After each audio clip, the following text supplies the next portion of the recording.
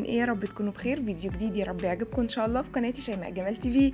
بصوا بقى، انا لقيت على الفيسبوك كاتبين، استنوا، عايزه اعمل ايه، اعمل وضع الطيران عشان التيك تيك تيك بتاع الرسائل. كاتبين بوستات ان هما مش عارفين يعملوا البطاطا، والبطاطا بتطلع ناشفه وبتاخد وقت كبير قوي قوي في الفرن، مع ان انا لما بعملها في الفرن عملتها مشويه قبل كده معاكم وما كانتش ناشفه ولا اي حاجه، وما اخدتش الساعات اللي هما بيقولوا عليه. بس قلت ايه، هاخد من البوستات اللي منزلينها على الفيسبوك واخد افكار عندي واعملها. عملت لكم البطاطا بطريقه مش هتتخيلوها ومش هتخطر على بالكم، واحلى طريقه للبطاطا ممكن تاكليها في حياتك. اول حاجه طبعا هتغسلي البطاطا كويس جدا. البطاطا دي البطاطا المشويه اللي بيعملها الراجل في الشارع، اللي احنا بنشم ريحتها من اول الشارع. لو هو في اخر الشارع تشم ريحتها. دي البطاطا المشويه بتاعت الشوارع، هتعمليها في البيت وبمنتهى البساطه. غسلناها، لو لقيتي فيها طينه لازقه او كده سيبيها تتنقع شويه، وبعد ما تتنقع شويه خديها ونشفيها. هي طبعا هتبقى منديه عادي، مفيش اي مشكله. وبعد كده هنروح على البوتاجاز، طاسه. الطاسه دي اكبر طاسه عندي عشان تقضي الكميه. طبعا انت على حسب الكميه اللي عندك، ممكن حله لو انت مثلا عامله بطاطتين بس. وهترصي البطاطا فيها وهترشي عليها شويه سكر. هترشي عليها السكر، ده هو اللي هيكرمل وهو اللي هيديك اللون وهيديك الطعم. ولو انت بتحبي القرفه، يا سلام يا سلام يا سلام يا سلام، لو رشيتي رشتين من القرفه هتعلي الحرق. يعني انت بعد ما تاكلي البطاطا اللي هي بتتخن اصلا هيبقى فيها قرفه فهتحرق، يعني مش كانك ما اكلتيش. بس عند الاولاد عندهم مشكله مع القرفه فما حطيتش قرفه، بس انت يعني علي التست وحطي معلقتين من القرفه. ووطي خالص كانك بتسوي رز. هي تاخد معاكي وقت، بس احنا كده كده موطيين عليها، يعني تاخد اللي تاخده كانك بتسوي رز بالظبط. شعله، بصوا خلاص يعني هي اخدت نص سوا. وبصوا السكر تحت. السكر تحت لسه ما كرملش وقعد زي ما هو، وهي خلاص دخلت في السوا.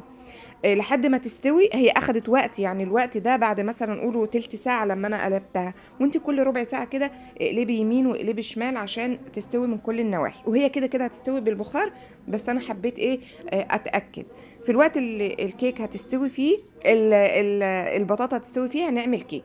انا حبيت الفيديو ده يبقى خفيف لطيف ليكو، عشان احنا في الشتاء كل 5 دقايق جعانين، كل 5 دقايق عايزين حاجة ناكلها. فانا قلت هعمل كام فكرة كده في الفيديو، ان انتوا لو جعتوا ممكن تعملوا بطاطا، لو جعتوا ممكن هي كلها حاجات بتتخن برضو، بس يعني اي افكار تاخدوها.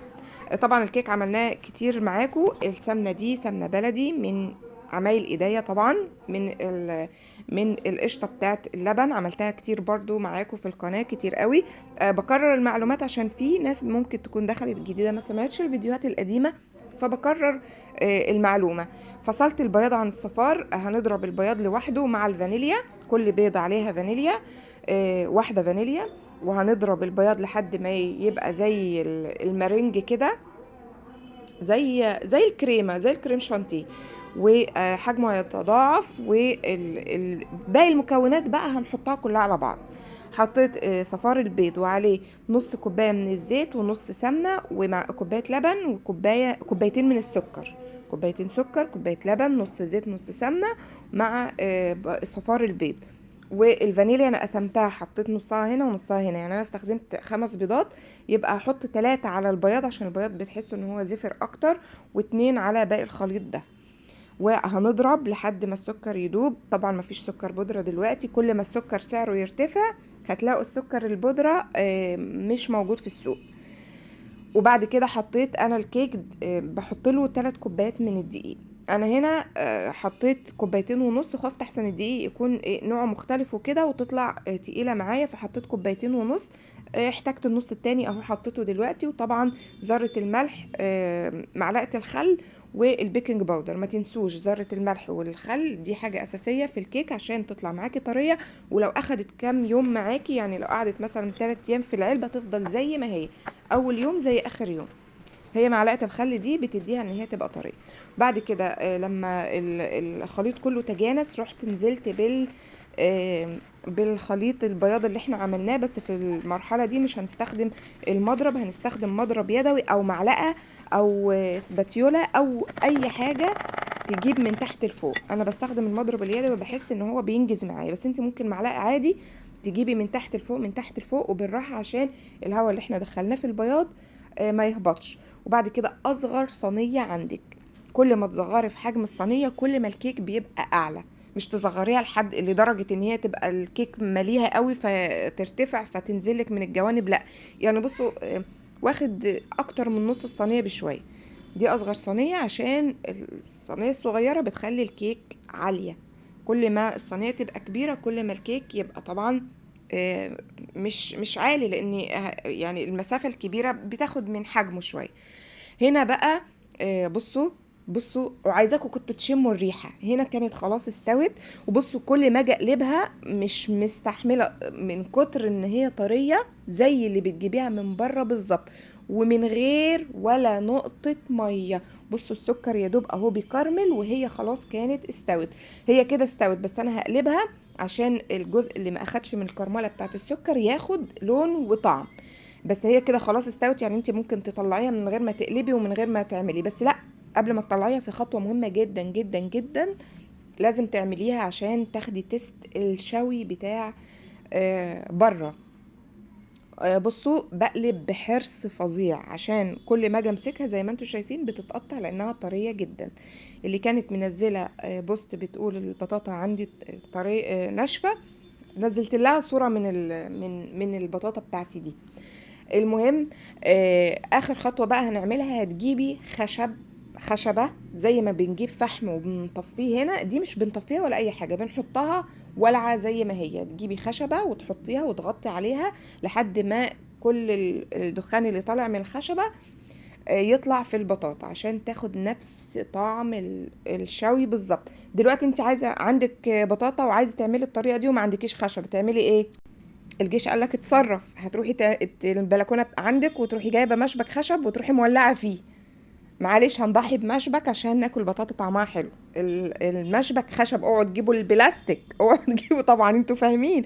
هتجيبوا مشبك خشب وهتولعوا فيه وهتسيبوه، مش هنطفي بزيت ولا سمنه زي في الفحم، لا هتسيبيه كده لحد ما يطلع كل البخار اللي فيه او كل الدخان او طعم الفحم، طعم الخشب كده في البطاطا. وهتاكلي البطاطا وادعي لي.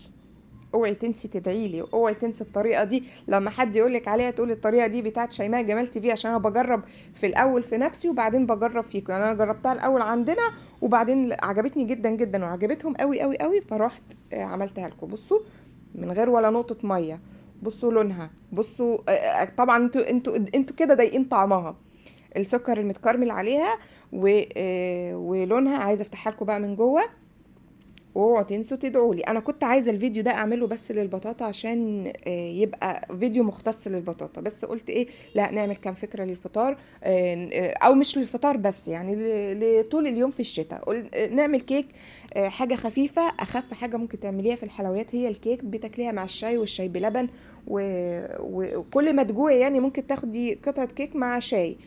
او البطاطا ممكن تعمليها فطار وممكن تعمليها عشاء. معلش احنا دمرنا الكوليسترول خالص. و بصوا من جوه عامله ازاي، وبصوا طريه ازاي، والله مش عارفه امسكها يا جماعه. بس اهم حاجه توطوا عليها، يعني وطوا كانكم بتعملوا رز عشان السكر ما يتحرقش اول ما تحطوه على طول، هيتحرق مش هيديكوا طعم حلو. يعني بصوا احنا خلاص كنا خلاص بتستوي والسكر يا دوب بيكرمل. ودي الكيك هي احمرت شويه سنه زياده، بس حلوه يعني من جوه. بصوا هشه ازاي وطريه ازاي ومرتفعه ازاي. وقلت جنب الكيك هعمل نسكافيه ليا.